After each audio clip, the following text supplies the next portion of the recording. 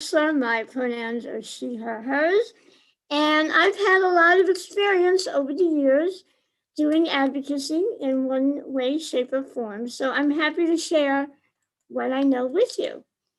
So here's a bit about our agenda today, the different things I'll be going through.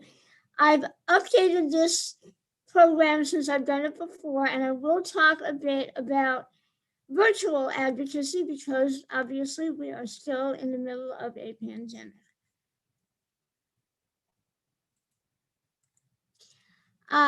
I know we have a broad group of people in the audience. Not everybody is a member of CRC, but I did want to put a little bit of information about what the Reform Jewish movement has to say about why we should do advocacy. So I have a quote here from Eric Yaffe that you can read.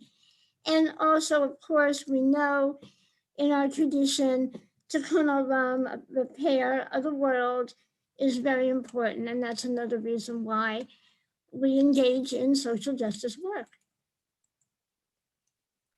So again, here's an overview of the types of advocacy that are traditionally done. I'm going to spend a little time on each one and tell you what they're best used for and how to do them. Let me also say, if you have any burning questions as I'm speaking, you can put them in the chat and I'll answer them.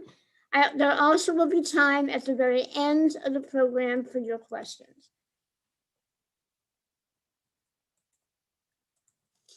Okay, I'll start with snail mail letters. As you can see, those actually have the most impact on an elected official because it takes some effort to sit down, to get a piece of paper and a pen and write something, put a stamp on it, and send it in the mail. We know that not too many people write letters anymore. And as opposed to the emails you get that say, click here, click here, and you're done. Those can be effective in terms of a high volume, but they're going to be less impactful. So on the other hand, you want to use letters of this kind when time is not of the essence, because obviously a letter will take longer to get there. As with everything, every type of advocacy that I'm going to talk about tonight, really a key piece is that you want to be courteous and respectful.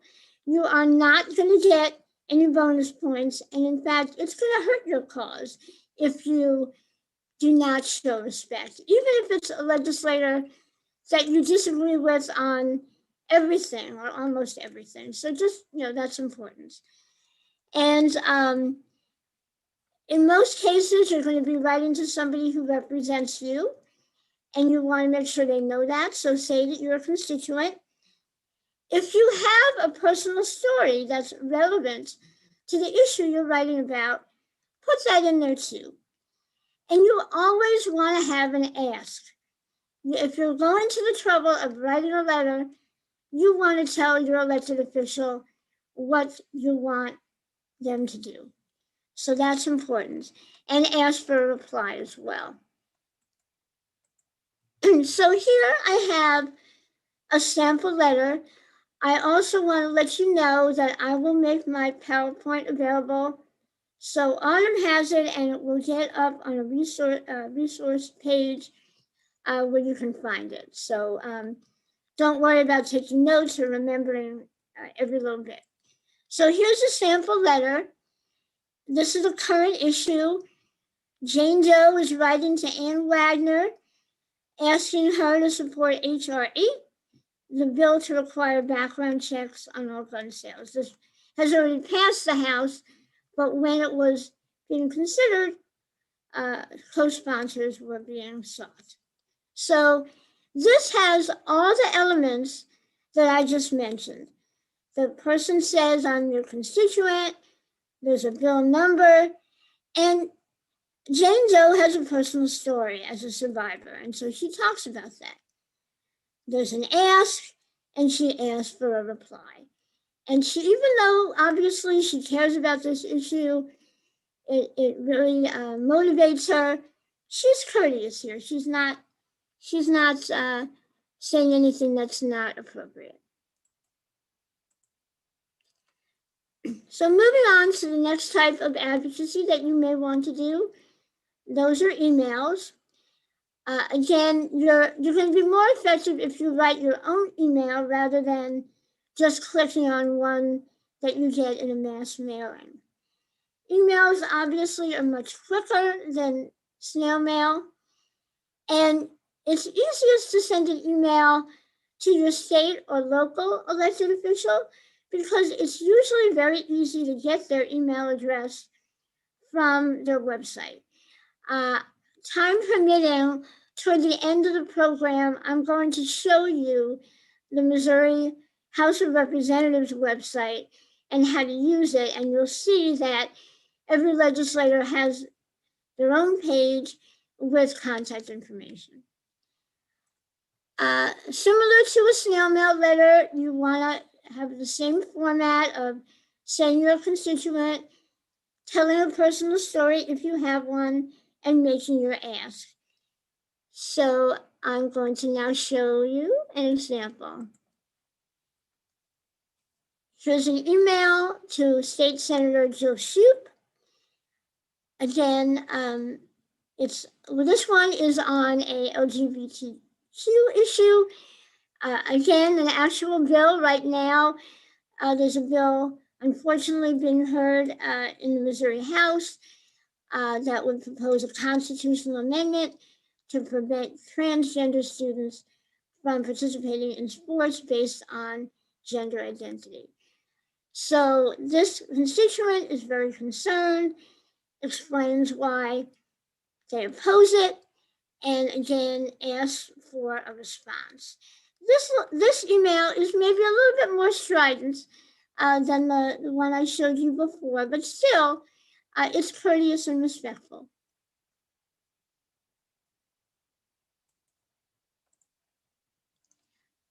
The next way that you can be effective with your legislators is to make phone calls. And often that's what you want to do when a bill is going to be heard tomorrow or in an hour, and you really need to get a hold of somebody right away. And it's also something you can use over time. Back when, for one example, back when the Affordable Care Act was being considered, there were a number of us that were calling our members of Congress every single day on this issue. It's okay to do that. If it's a phone call, obviously, you don't want to take up too much time. You want to get right to the point. But again, you want the person answering to know that you are a constituent. Usually they'll ask for your zip code, again, your bill number and your ask. And you will usually get a staff person. You might get a voicemail. If it's a voicemail, you should still respond with your name, zip code, and your concern. If it's a staff person, and actually even if it's a voicemail, it's absolutely true that staffers want to know how many people are opposed and support a particular bill. They are counting how many calls they get on each side. So you should never think that your one phone call won't matter. It absolutely will. And often it's just really important that we get our point of view out there by making these phone calls. So don't be shy, pick up the phone and make your voice heard.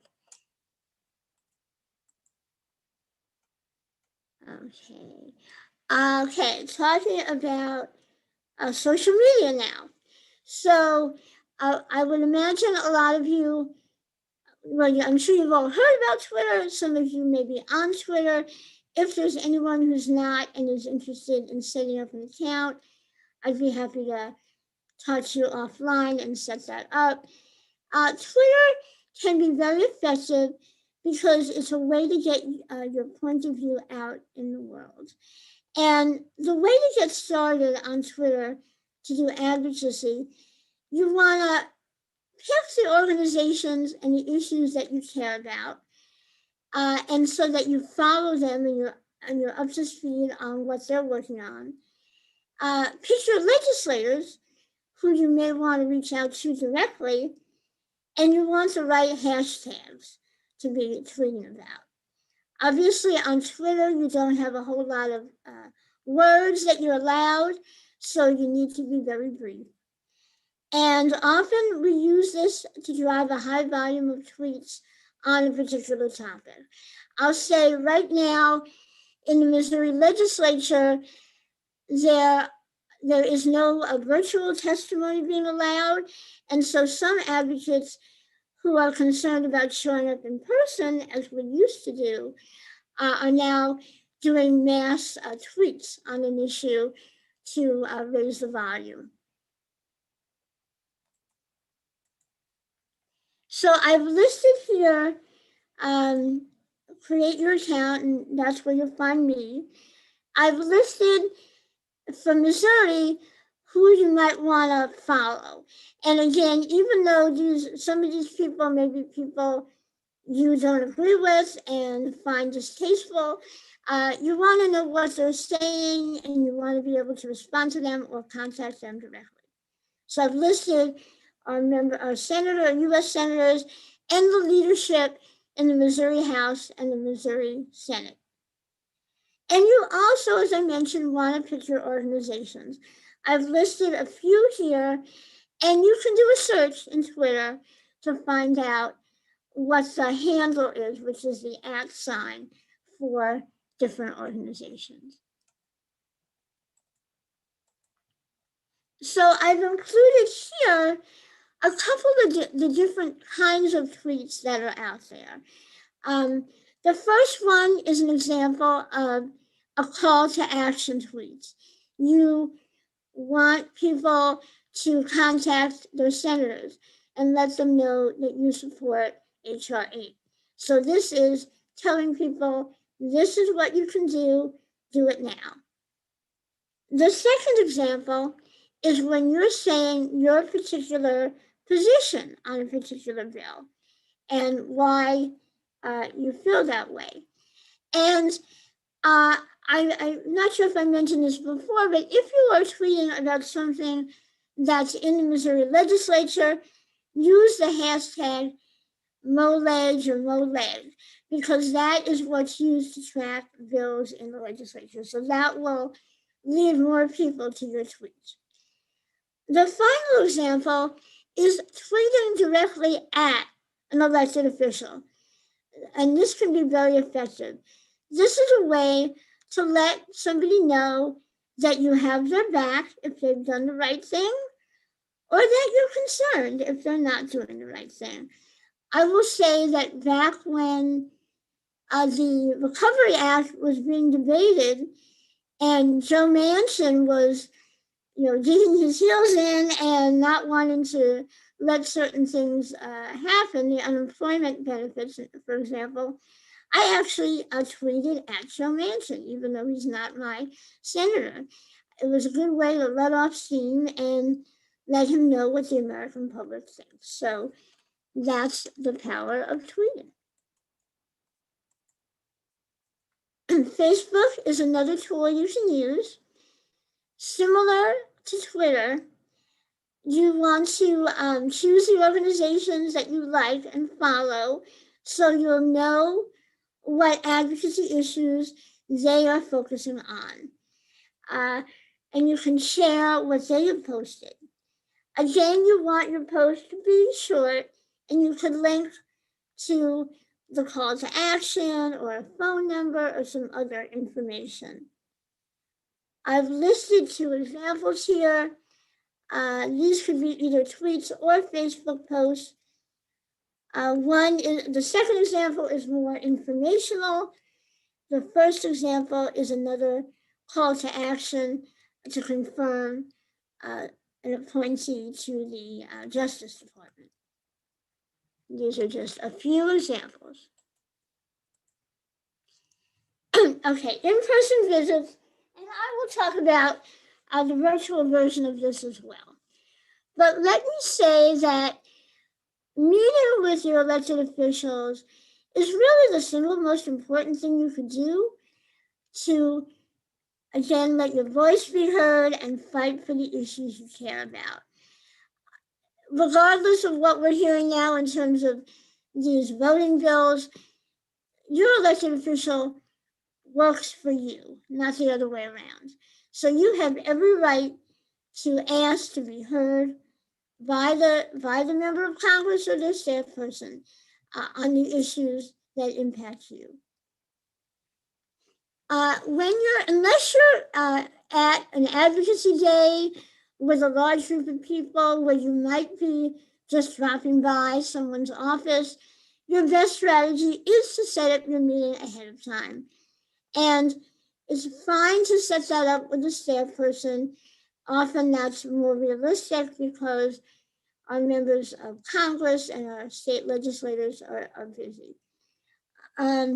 If you're coming with a group, let's say if CRC organized a group to meet with a legislator, it's important to meet ahead of time and divide up who speaks on the different aspects of your issue. For example, I spent a number of years as part of an interfaith coalition that works on hunger issues. And we would meet with members of Congress and their staff. And so we would have somebody, if there's somebody who perhaps sometime in their life was on food stamps, that person would talk about that experience and how it helped. If we have people of different faiths, we would have our Muslim representative and our Catholic representative and our Jewish representative talk about what their faith said about the issue and why they cared. You want the staff person to know you are a diverse group that cares about the issue and that you can talk about it from a lot of different perspectives. I've added this since I did this presentation before. Know your legislator. It's really important, if you can, and I really urge you to, find out more about the legislator you're meeting with or their staff person. Again, most of them have bios on their websites. And this is important because you want to know what argument might be most effective. My example here is my daughter was in the 9th grade class at CRC that does legislative advocacy. And she went to DC. Her issue was the environment, and she was supposed to meet with then Congress member Todd Akin. And she actually called me back in St. Louis in a panic, and she said, how the heck am I going to talk to Todd Akin about the environment? He's to the right of Attila the Hun. So what I said to her was, talk about national security and the military. Those are causes that he cares about. And many of our military personnel and those in national security have talked about the fact that climate change has led to more instability, more outbreaks of war, and that they're concerned about it. So no guarantee that this was going to sway him entirely to the cause, but that kind of argument will have more sway than an argument you would make to somebody who's much more to the left on the issue. So it's important to know your legislator. And then I put an outline of what you might want to say, and again, you want to do an ask. And we will have a demo at the end of the program where you'll see in action what a legislative visit could look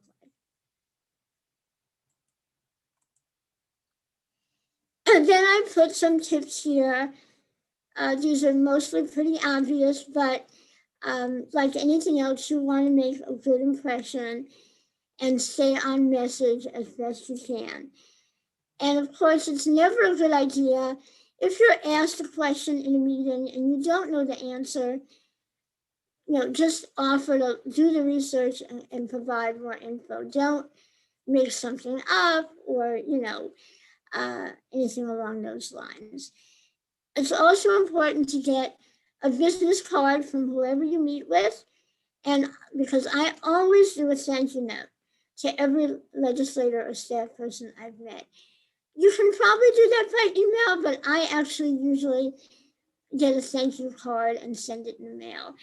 You want to create a relationship as best you can with these legislators and their staff, because you may be coming back to them again. And the more they know you as a person and respect you and see that you are polite and courteous and also know what you're talking about, that's going to work in your favor.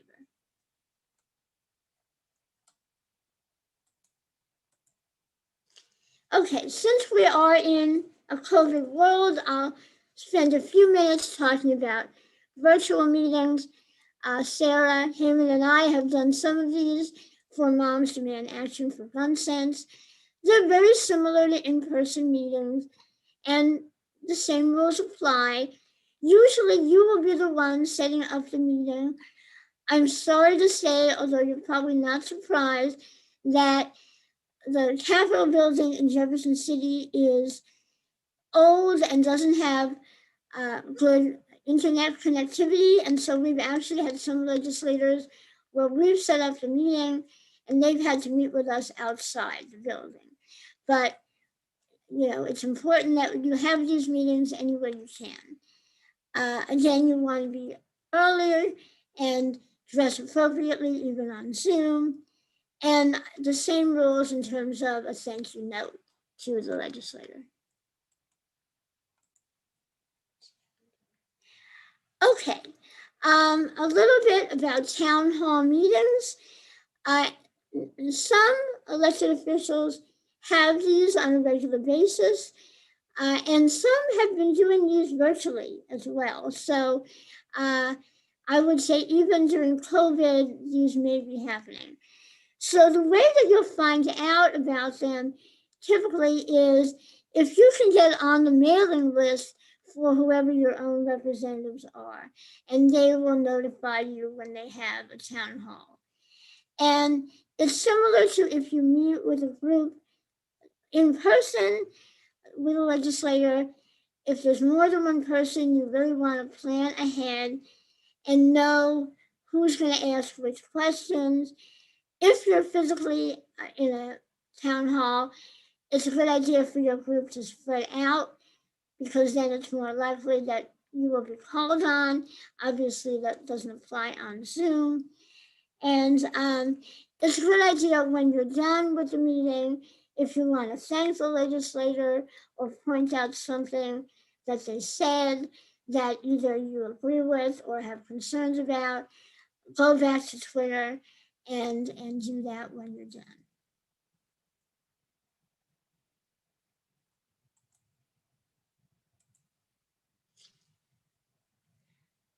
Here's a few other things that you can do as an advocate.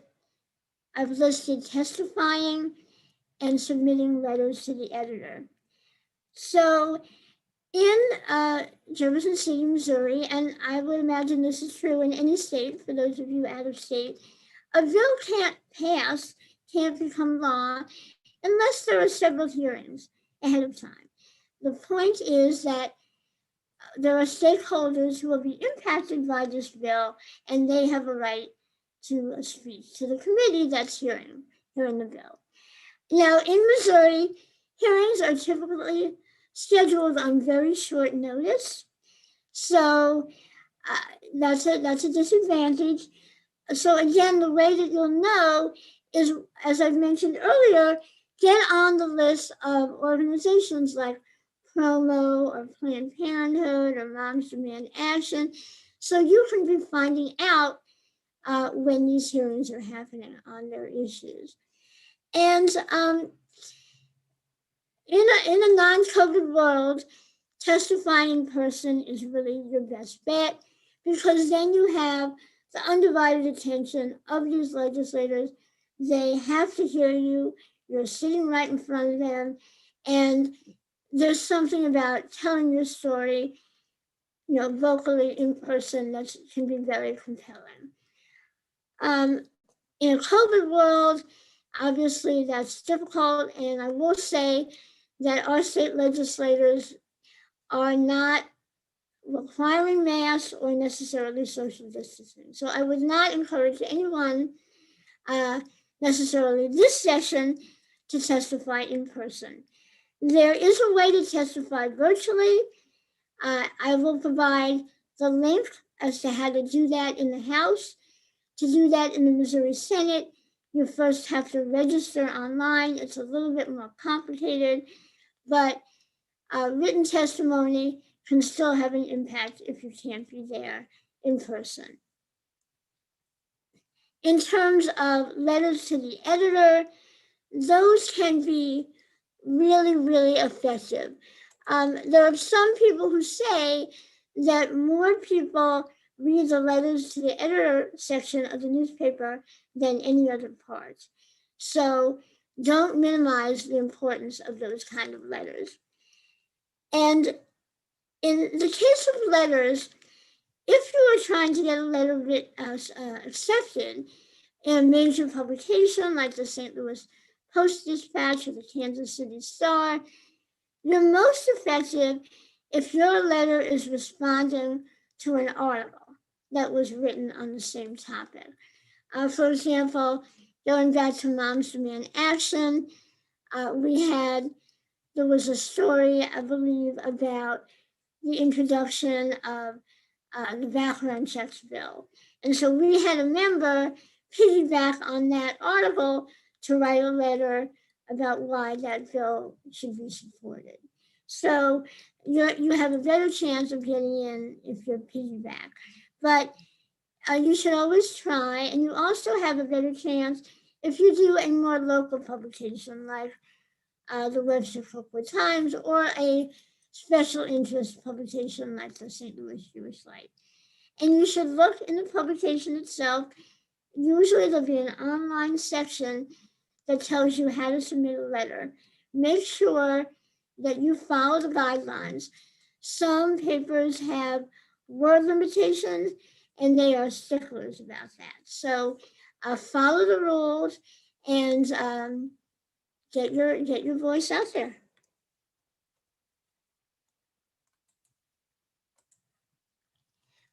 I've got here an example of sample testimony. Testimony doesn't have to be long, and it's similar to the other examples I gave.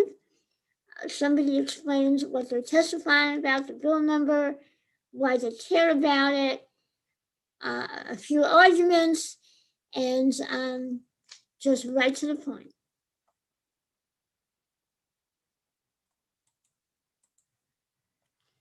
Okay, so here I have listed a number of resources that will be helpful to you.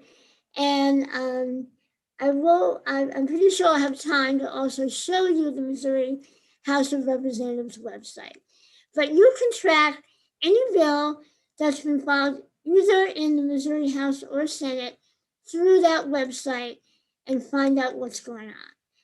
And you can also look up every single legislator, find out what their area is, their district, what party they are, and their biography.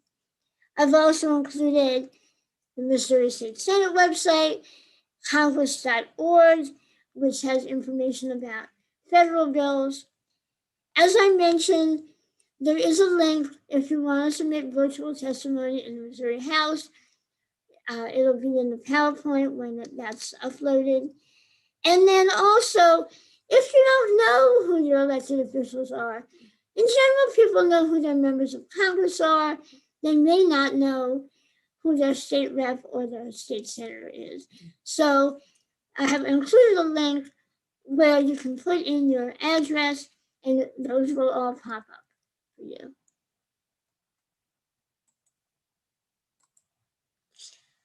Okay, I'll just say a few last things as my main presentation. And then I think if it's okay, I'll do the Missouri House of Representatives website and then we'll do our mock meeting and then take questions. So actually CRC is in an interesting place right now. When I've done this presentation before, I've mentioned that as a 501c3 faith-based organization, CRC is allowed as an institution to do some legislative advocacy. We can't endorse candidates, we can endorse ballot initiatives, and we can support or oppose bills. But there are limits. You can only spend a certain percentage of your time doing that. But now that CRC is implementing this new organization, Ashrenu, there may be more leeway to do more advocacy. So hopefully what you're learning tonight is something you'll be able to use on behalf of CRC and the issues that we care about. Just one second.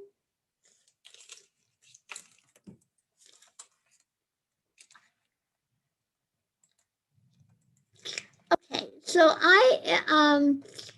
if it's okay, I'd like to, one second. Okay, I'm gonna stop the share, but is it okay if I try to get that Missouri House of Representatives link up? Okay, so let me see. Okay, so I'm gonna do this again. I don't know why. Okay, hold on. One second. I'm having trouble finding that. Give me a second. Okay. I think I have figured this out. Thank you for bearing with me. Okay, here's the Missouri House of Representatives website, and it's really easy to follow. Here is legislation. So if you click on that, you can put a bill number in. This is a gun bill.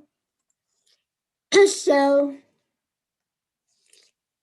you click on it and you can see it shows you all the history, and sadly this bill is moving, so there's a lot of information.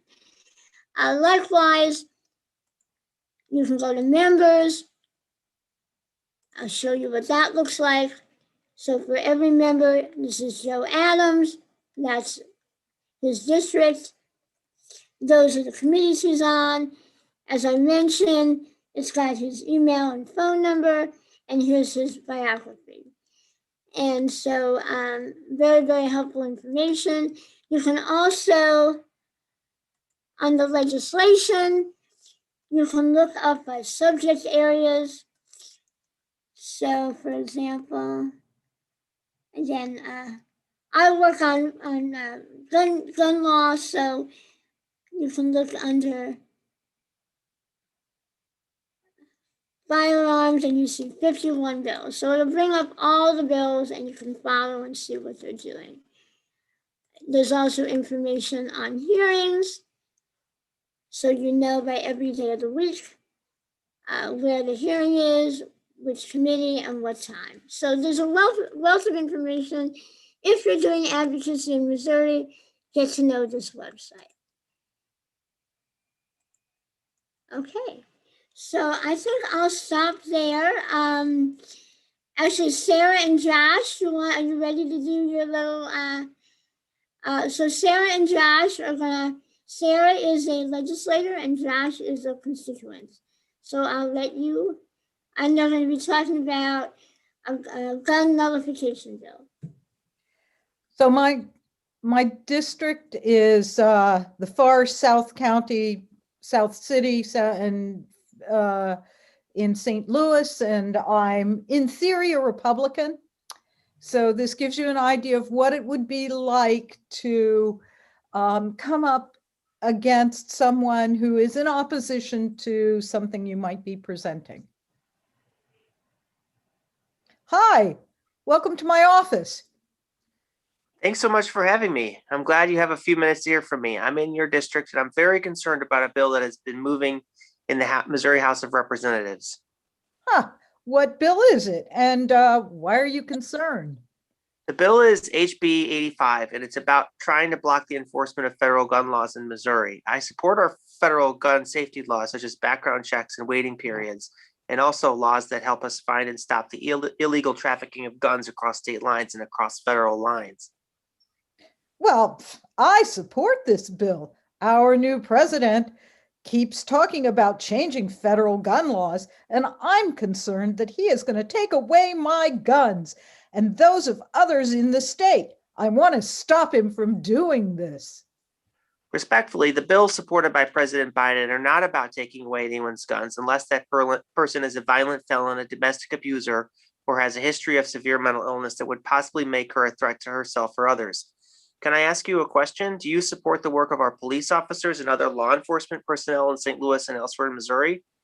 Of course I do. Then you should know that St. Louis and other police officers and prosecutors throughout the state oppose HB 85. It would punish local governments and law enforcement agencies that help enforce federal firearm laws, including imposing fines on local law enforcement members just for taking steps to protect their communities. I didn't know that. But I'm still very pro-gun, and I think I need to support any bill that is pro-gun. Respectfully, I have another question for you. Are you concerned about keeping the state of Missouri fiscally responsible? Why, yes, the state needs to live within its financial means. Then you should know that HB 85 is very likely to be found unconstitutional. And if it passes, there will be a lawsuit to challenge it in court, and the state will need to use money from the state budget to defend the lawsuit. I don't think that is fiscally responsible. Well, okay, that is something to think about. I'm still inclined to support this bill, but I'll look into those points that you've raised. I really appreciate it. I just want you to have an open mind and consider my views as someone in your district. Well, thank you again for coming by. Here's my card in case you need to reach out to me again about this bill or anything else. I represent you. Thank you again. I will keep an eye out on how you vote on this bill. Thanks for your service, and thanks for taking time out of your busy schedule to see me. Ta-da! So there you have it, and there's some good examples there of knowing your legislator. Josh asked about law enforcement and fiscal responsibility because he was talking to a Republican. And it's very important, especially, I pointed this out in the chat, especially with term limits, that you build these personal relationships because you have a pretty narrow window of time to reach these people. They can be in and out of office, boom, like that, you know? And so if they get to know you and then they are better about responding to you and feeling like, okay, this is a constituent that's actually bringing issues to me and representing a fair number of people and things like that. It makes a big difference. Yeah. Yeah. So are there questions from anybody?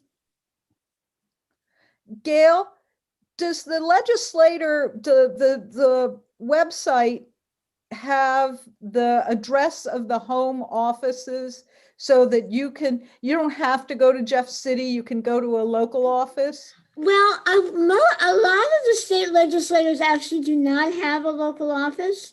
When I've met from legislators in St. Louis, often I'll meet them, I might meet them where I work, or I might meet them at a coffee shop. Honestly, a lot of them don't have their own local office, but for the federal, you can find it on their website. So, yeah. Any other questions? This is Risa. You know, I don't know if this has to do with the advocacy, but what drives me crazy, and I thought Josh had his answers written out really well, so he wasn't frustrated. But when I hear guns don't kill people, people do, it drives me crazy, and I get tongue-tied, and so I need to be coached in how to respond to that, to be able to respond to it without going crazy. And yeah. Okay, well, you definitely, see, Josh always put in respectfully when he was going to differ with what the person said. So start that way. And I would maybe, I mean, I know that argument, but, you can say, what I like to say are things like, we're asked if you're supporting a bill that will make our laws more restrictive, that you are, first of all, supporting a bill that has wide public support, including by gun owners and by Republicans. So you're not some wacky, Yeah. also that these are common sense measures, and that the goal, I get the one about how, like Sarah said, you're taking my guns away. I respond to that by saying, no, that is not correct. This is a common sense bill that is only meant to keep guns out of the hands of those who should not have them. And most gun owners are responsible and law-abiding, and this law wouldn't affect them at all. So that's kind of how I respond. And you can respond very easily by saying, well, this only affects people who are not law abiding. Oh, you're from, yeah. We won't know if we don't do these background checks. We won't know who is or isn't law abiding. The way the law is set up now, we can sell a gun to anybody because there is no screening for it. And that's the kind of thing you have to say. It's like, it's not stopping anybody. It's just a process to make sure people who we say shouldn't have guns don't get them in the first place, because it's much harder to put the genie back in the bottle. Yeah, I guess I don't understand. None of us do. Whole thing about restrictive. I mean, why do you need what? Even the responsible gun owners, why do you need that? Is there a deer that's coming into your house? Anyway. Well, so you can see I have a long way. Yeah. I have a long way to go to get myself to be cool enough. Like, yeah. It's hard. It's hard sometimes. It's hard. You really have to bite your tongue, and you have to bite your tongue. Eyes on the prize of what will get your legislature to yes. Like the Todd Akin example. I don't know. I think actually at the last minute they switched my daughter to Clem McCaskill, so she was off the hook. But I have to think like there's a gun bill about letting people, even if your place of business says no guns, you could have a gun in the parking lot. So that argument could be, hey, this is a property rights issue. You're infringing on property rights by doing this, to try to appeal to a more conservative mindset. So you have to be creative. Well, and also it does help to role play and practice these things. Yeah. It helps tremendously if you do things like send out emails and write letters or postcards ahead of time, because if you do that, it forces you to formalize your thinking about and responses to it, because they'll send you back some gibberish response. And you'll get it and you'll go, and but once you do that, once you get their response, look at what it says and say, okay, how can I refute this without going crunch, crunch, crunch, crunch, crunch, and throwing it back in their face? Right. And it's just the constant day by day plugging away at this. It's just like when you teach a small child. Remember, you're teaching small children, big idea. Right. Yeah. And that's another argument for coming with other people. So again, with the Moms Demand Action example, where we can, we'd like to have someone come who's a gun owner. So they can say, hey, I'm a gun owner, and I still feel this is about common sense. It's, they have more credibility if you have diversity in your group. So, Right. And like we say, when we want to talk about guns in schools, having teachers and principals or Yeah. law enforcement officers who are associated with districts, school districts, or more importantly, having them as part of this whole talking process is very important. Thank I have a you all. question. Yeah, anyone? I have a question. So I love this, and I think it provides a lot of really good strategies. But I guess a question I have is, would there still be space for like a protest strategy or something that's sort of a more direct action strategy? I mean, I guess you need a multiple number of strategies in your toolkit. So I guess, could you speak to that, and like, when is one better than the other? Sure, and well, I'll say that sometimes on your issue, it's really always a good idea to have a broad coalition. So I'm remembering, again, looking back to the days when we were fighting to get the Affordable Care Act passed, and I'm not going to remember, I guess it might, I don't know if it was, there was a Missouri Healthcare Advocacy Coalition, and it was very diverse. And so different groups took different strategies. There was a group, I believe it was a Missouri, it was a rural group, but it was a protest group. So they were the ones who were out there doing a protest, whereas maybe you had the Catholic Conference that was more about a faith-based approach. And you had the Missouri Budget Project that was more about healthcare is important for economic reasons. So sometimes it's dividing up who takes which tactic. And different organizations have different philosophies about that. For Moms Demand Action, we do protests in general. In fact, a number of us were in Washington when the El Paso and Dayton mass shootings happened, and we actually all went to protest in front of the White House. But as an organization, we don't do, civil disobedience or getting arrested. That's just not the philosophy of the organization. But there are others that do. So there's nothing wrong with doing different strategies. And again, sometimes your best bet is to work in coalition and kind of assign which are the more radical in the streets groups and which are more, the advocacy groups.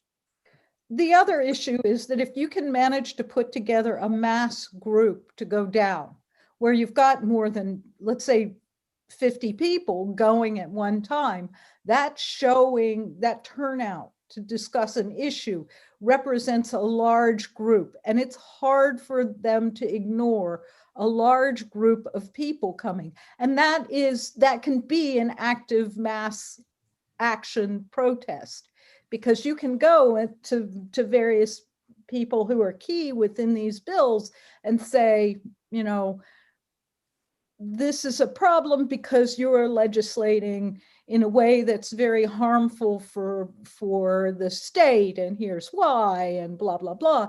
And when you get 50 people even in something as big as the Rotunda, either in Jeff City or in DC, it's still a sizable portion of people. When you consider that's half of the Senate, 50 people is half the Senate, that's a big group, Mm-hmm. Thank you. Yeah, that makes a lot of sense. I wanted to go back to what Reza said before, though. I think on this issue uniquely, it's been out there so long. There are bumper stickers on both sides. So to just train and be able to, they say this, I say this, you're not going to be the first one doing that with them. They've heard it. I would encourage that when you get to someone like that, guns don't kill, people kill, talk to me more. Just sort of sit back and come across that you want to understand where they're coming from. Get them to go beyond the bumper stickers on their side and try to get a personal sense from them why it matters. What, give me it in another word. I don't understand that phrase. Yeah, that's a good strategy. Get it, to make it more personal for me. And then Yeah. slip in with something personal on your side. I think that might be much more effective with some of these folks. Mhm. Yeah, and that's relationship building, you're so right. that's a great idea. Right. Yeah. That's a really good idea. Gail, another thing would be you could thank a congressman for a particular story or bill or something that he actually did right as you get off, or look around and see what he enjoy a conversation, because you want to become conversation. Philip is right. Right. You need to develop a relationship with him, and you need to have a conversational point with him. Right. Yeah, I remember- perfect.